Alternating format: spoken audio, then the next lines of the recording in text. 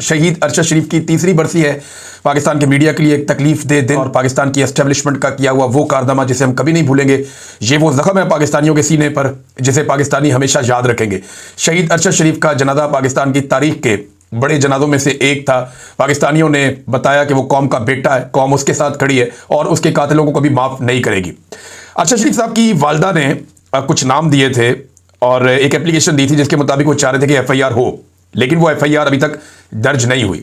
اور آج کے دن میں آپ کو ایک مرتبہ پھر بتا دوں کہ شہید ارشد شریف کا مقدمہ پاکستان کی کسی عدالت میں نہیں چل رہا۔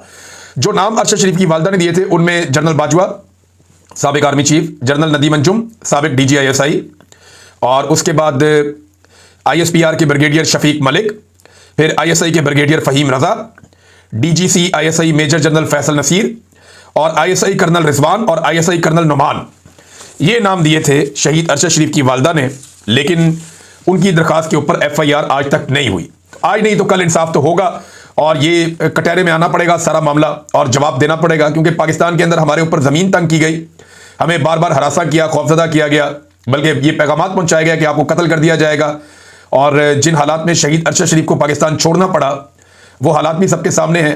انہی حالات کا سامنا جو ہے وہ دیگر کچھ صحافیوں کو بھی کرنا پڑا۔